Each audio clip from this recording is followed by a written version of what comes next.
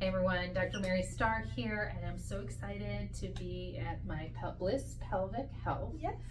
with Dr. Gabby. Gabby. And I've heard a little bit about your story, how you started, but we're just going to go through my full exam, everything like that. We won't be filming all of that and stuff too, but I loved when we met. Immediately I got an email. I got a wonderful video from you that just kind of explained it and just really brought me like, oh, and the clients that I refer, just so professional, so good. So we're just gonna go through as I am a client here today. Awesome. That sounds great. Well, thank you so much for being here, Mary Starr. I'm excited to work with you today. And I just want to start off with sharing a little bit about what to expect from today's visit. So the first thing that we're gonna do, I saw your intake form already. I did review it. I know you spoke on the phone with Brittany, our client experience specialist, our receptionist. And so what we're going to do is we're going to review everything that you talked about with her on the phone. We're going to review what's on your intake form, and then after we spend a good amount there, we will go into our objective exams. So what that means is I will look at your full body. I'm going to look at your spine, just like range of motion, your hips, how everything's moving, what your strength looks like, and then we'll chat about a pelvic floor assessment. And so for the pelvic floor assessment, I'll break that down a little bit further in today's appointment, but we will be going over muscle functions, muscle coordination, if there's any pain in the muscles or tenderness. And then my goal, of course, by the end of today's appointment is to let you know what's going on. So number one, what I believe is causing your symptoms. Number two, why I believe these things you're experiencing them, why these symptoms are happening. And then number three, of course, what is the game plan to get you feeling better? Okay? Awesome. Yay. All right, sounds good. Okay, perfect. All right, Mary Starr. So I know that, of course, you are a chiropractor by trade. You're in women's health and wellness. You mentioned to Brittany that almost menopausal. She had written down it had been about 11 and a half months, but then you got a cycle again. Is that right? Yes. Yeah. So, and that you've been experiencing a couple things, and mainly, she had noted that you're experiencing some dryness vaginally, pain with intimacy, sexual intimacy. You have been taking some supplements that have been helping, and it was worse about 3 years ago is what she had noted.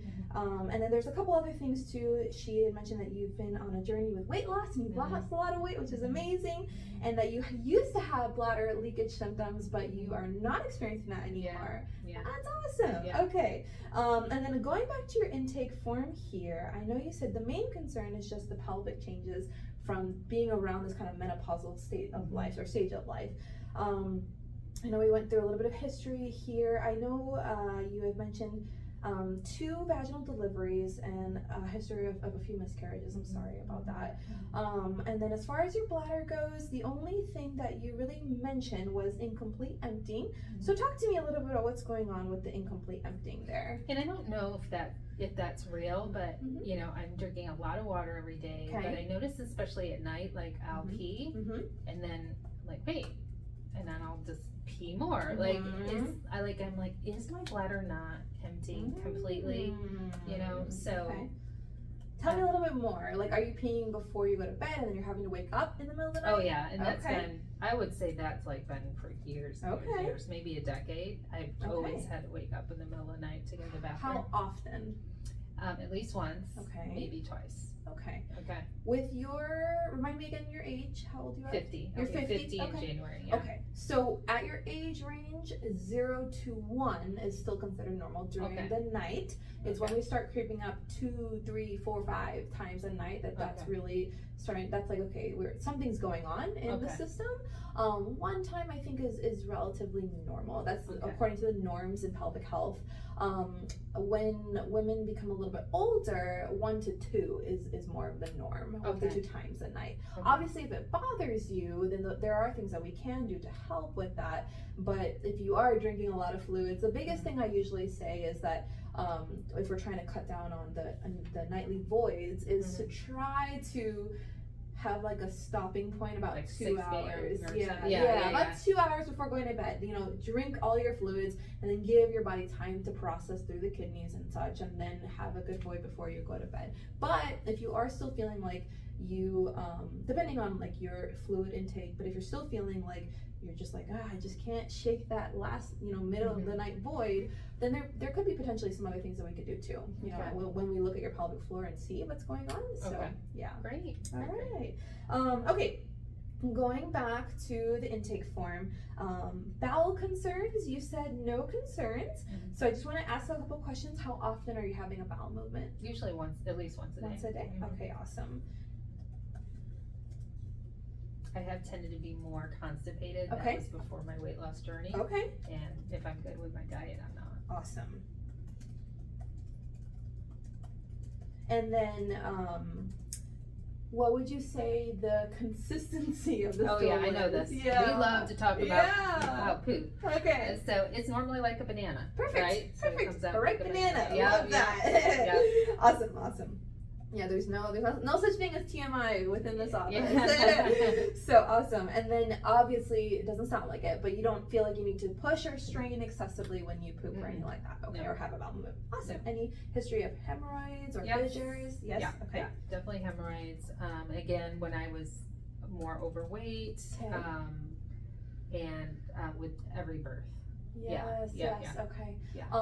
Any history of fissures or micro tears that you're aware of? Okay. All right. And just to clarify what a fissure is for our audience too, it's when it's like literally broken. It's a tear, exactly. It's a tear that, so I'll grab my model here. Let me take out the little pelvic organs. So here is a female pelvis, and if I bring it close to the camera, you can see the openings. Here, I'm gonna actually come up to the camera here as well.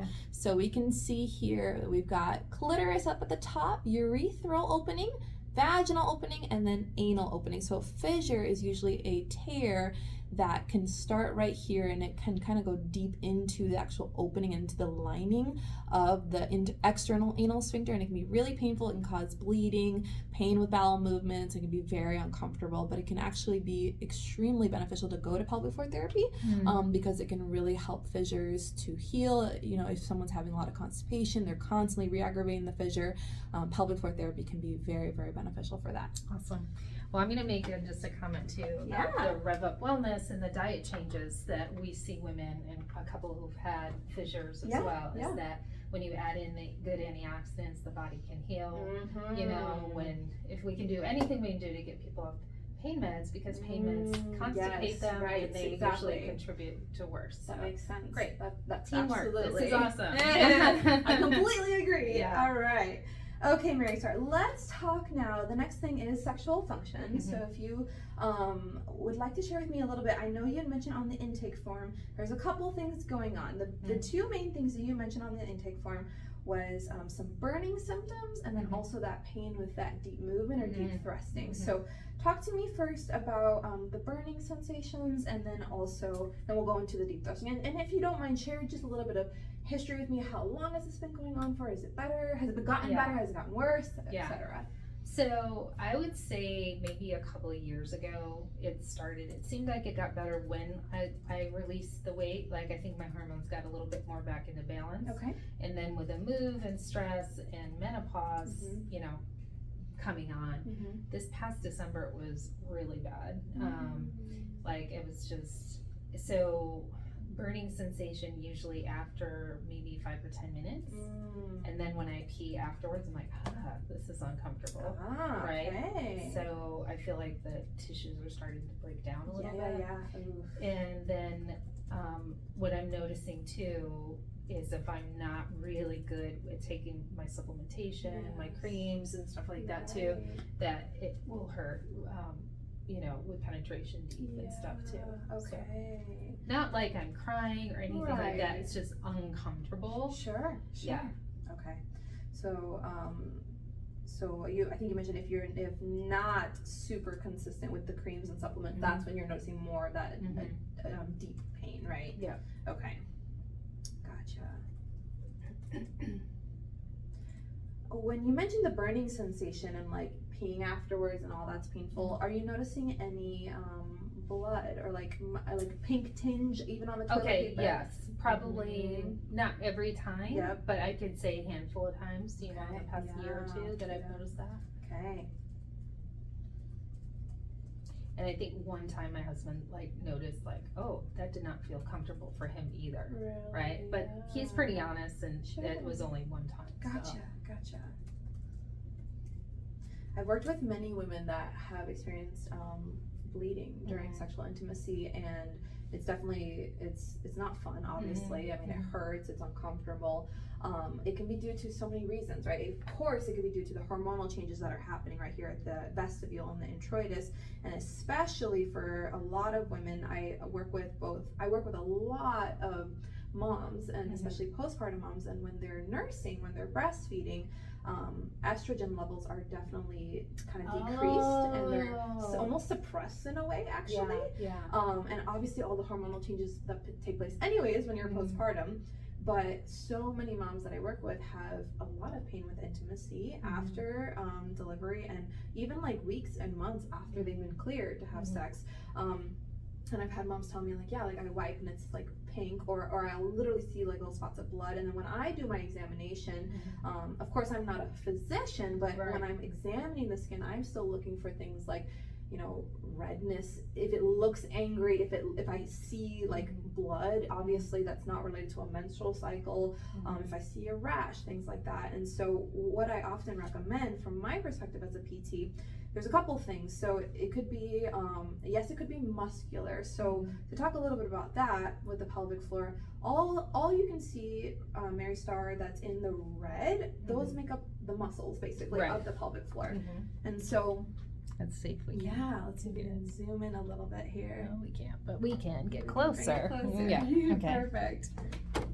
So, awesome. Yeah. So here we go. So all the muscles in the, all the muscles here are what's notated by the red. So all of these are the deep pelvic floor muscles. We have three main layers of pelvic floor muscles. We have superficial layer. This has to do a lot with sexual function and just support of the labia, of the perineum. We have the second layer, which is more the periurethral muscles, which are around the sphincter of the compressor urethra, the sphincter of the urethra, etc. And then we have the deep layer, which is much more of that organ support. But what I was talking about was that basically with pain with intimacy, oftentimes it could either be muscle tension that's contributing, and so if there's a lot of tension in the muscles and the muscles don't have give, that can create friction in of itself, and so then that can create pain. But then also we have to look at what's happening with the tissues themselves too, the mucosal tissues of the vagina. A lot of women that have pain with intimacy at initial insertion, they have it almost like right here at the very bottom. This particular little part here is called the posterior fourchette. It's where the inner labia come to meet. It's a very, very bottom part of the opening right there. So if you guys can see that right there. And that's oftentimes where a lot of that irritation shows up, or like that micro tearing or the bleeding. If this is hormonally mediated because of either postpartum status or nursing status or perimenopausal, postmenopausal, etc., different things, of course, hormonal treatments can be very beneficial, but oftentimes over-the-counter treatments can be beneficial as well. And so one thing that I like to recommend is hyaluronic acid, actually. So vaginal moisturizer with hyaluronic acid that's designed for the vagina, of course, is a great way to increase the moisture, the suppleness of the tissue, and help to reduce irritation and breakdown. Yes, and I have used that, and I have used Young Living's Clariderm spray, which was made for moms and stuff too. Really good success as well. But my women's health doctor had me try the hyaluronic acid and stuff. It did burn just a little bit in the beginning, but I did notice an improvement and stuff too. Okay, good, wonderful. All right. Okay.